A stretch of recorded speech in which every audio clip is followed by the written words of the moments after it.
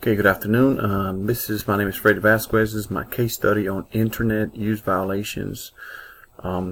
First of all, we're going to talk about problem identification and analysis. So what do we know about the study? First, Dr. Forbes is an established principal.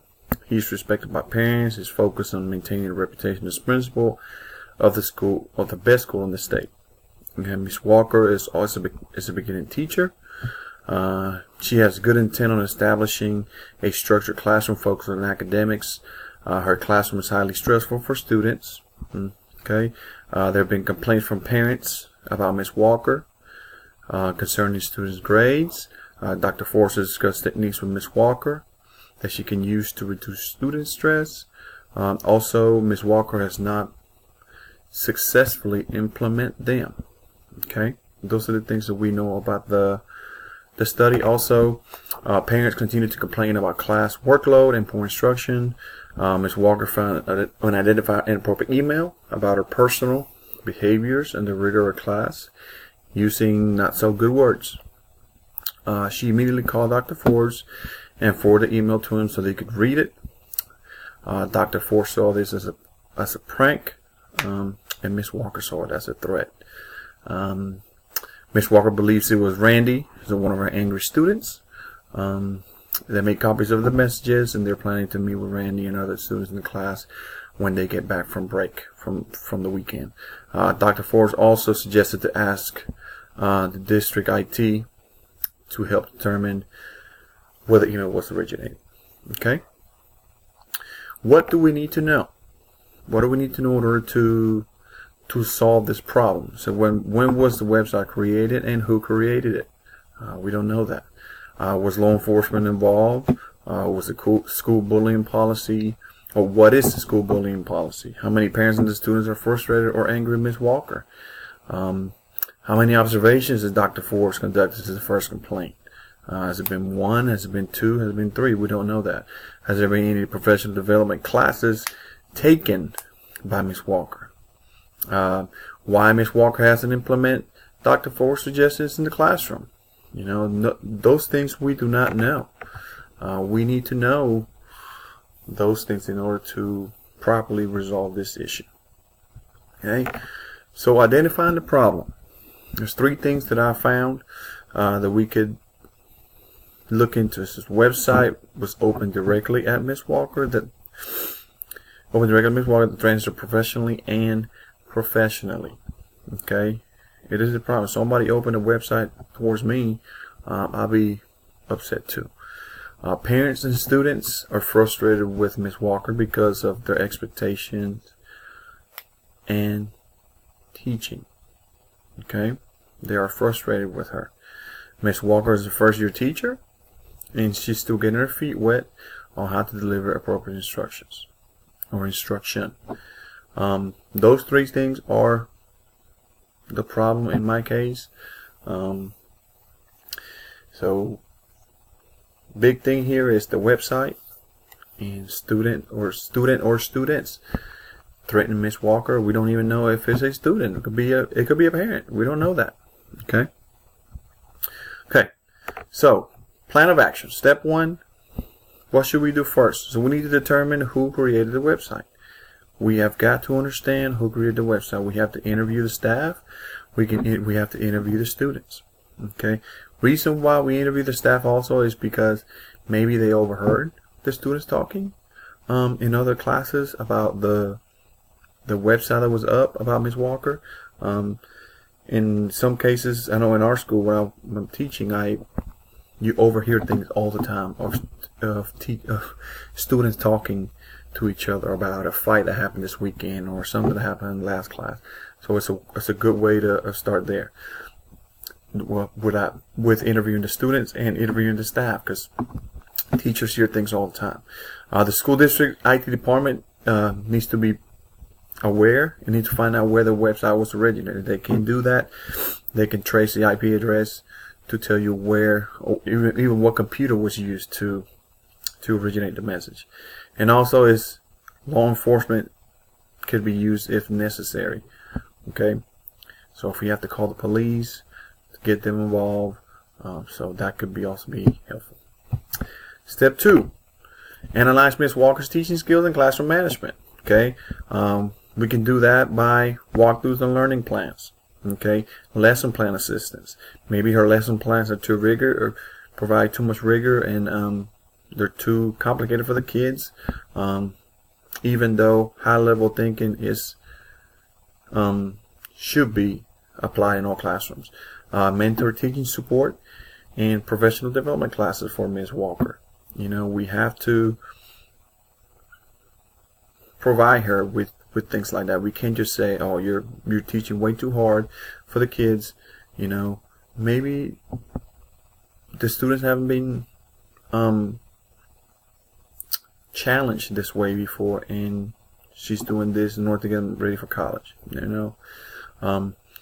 But this is step 2, is walkthroughs, lesson plan assistance, mentor teaching program, mentor support or programs, and professional development classes. And step 3, consequences and future.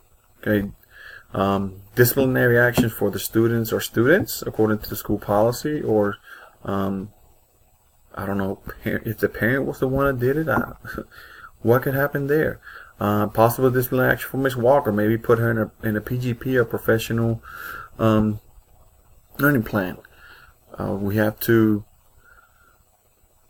move with that, and also a staff student training on cyberbullying and online safety. All those 3 things can be used for consequences and future here. If something different were to happen, or something like this were to happen in the future, some of these things can be helpful. Okay, the resolution, category 3. How are we going to resolve this issue? Okay, first we should create a school investigation, and if students are guilty of creating the website, we should use the code of conduct. Code of conduct is violated by the students. Okay, so disciplinary action to the students according to the district code of conduct, maybe an out-of-school suspension, or even pending tribunal after that. I mean, it depends. It's pretty severe what's going on. In our school district, they take this very seriously. Cyberbullying is not a thing to joke about. Students are suspended 10 days, pending tribunal, and from there on, they might go to AIM or alternative school, which they'll be there for 45 days. So it's very severe. And possible legal action for Ms. Walker, maybe be defamation on her part, because students or whoever this person was using her to put her down, really. I mean, that's all it comes down to. So these are the 3 things. Another thing is Ms. Walker's approach to teaching. If her teaching does not improve, okay, maybe we should put her in PGP, or we can create positive relationships with students and parents. Okay, possible contract termination. All right. We have to give the teacher a chance. We can't just fire them just because her teaching style is a little bit difficult, or her she's a first-year teacher. We have to give her a chance. We can't just fire her just because. Okay, we have to give her a chance to improve, give her some resolutions or training in order for her to grow as a teacher. I mean, it's her first year. We can't just fire her because the student having bad grades. Okay, she can grow and she can be a better teacher. Create a positive relationship with students and parents. Ms. Walker needs to be able to talk to parents, be able to learn how to talk to students, be able to how to communicate with parents a better way. Maybe she's not communicating with parents. How much communication has she had? I don't know. We don't know that. So we have to, and parents in this type of school where they're very involved, they're going to know that if the students are not passing. So another thing is possible contract termination. If at the end of the year she's still struggling, maybe they don't renew her contract for next year. So, okay. And next one is future infractions. Make sure your students and staff understand the school policy on cyberbullying, provide staff development class for teachers, and mentoring programs for first-year teacher. I think those are 3 great things that we should do. We have to know what our policies are on cyberbullying. The students need to know, the staff needs to know that it's taken very seriously. We have to provide development classes for teachers, giving them chances. Also, mentoring programs for first-year teachers. Every school should have a mentoring program for first-year teachers. In some schools, there's also academic coaches that are given, that are aligned with certain teachers, so they can provide guidance and even some type of resources for them to find new things or to learn new things. Okay, my reflections on this. Category 4. How stressful was the class for the students that it may have caused one of them to start a website? How stressful could it be? I don't understand why the student or whoever did this had to act this way. Was her teaching delivery that bad? What was the person thinking making this website? Why? Why did they do that? The parent involvement in the school must be really good for them to come about in doing this. Parents, in these schools, I guess parents expect all the kids to make good grades, which every parent wants, no matter how bad the student is, they're number one priority, and they do nothing wrong, which is false in some cases, but in schools like these where parents have money and lots of resources, parents are going to be involved. The students are not used to high-level thinking or high expectations. Will this be a difficult situation for the school to address? Does Dr. Ford value his reputation more than the staff? Will the administration back up Ms. Walker? We don't know that.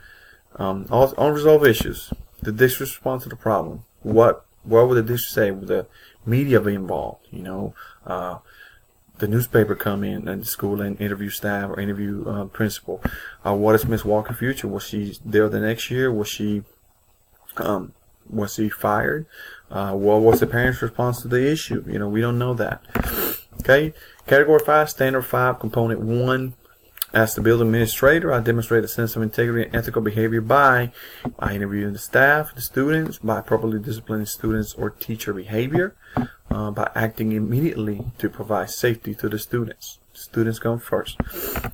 As the building administrator, I treat people fairly, equitable, and with dignity and respect by interviewing students, and not just Randy. We have to interview everybody, not just one person. Give proper punishments instead of a harsher one. We have to fit the crime with the punishment. We can't just give the person, expel the person out of school if they did nothing wrong.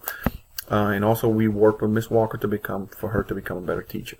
We have to do that to our teachers. They have to know that we are backing them up 100% all the time. The email was sent to her. She didn't send an email out. Maybe she needs some work as a teacher, how to deliver material, but not as a person. And component 3, as the building administrator, demonstrate a personal professional code of ethics by read the website before jumping to any conclusions. I saw what happened. I saw that it looked like a threat. It also could have been a prank. We don't know that, but I saw that before jumping into conclusions. I contacted IT to see who originated the website, and I provided a mentoring program for Ms. Walker. Gave her chances for her to improve as a teacher. So that's the end of it. I hope you guys enjoyed it, my presentation, and thank you guys for everything.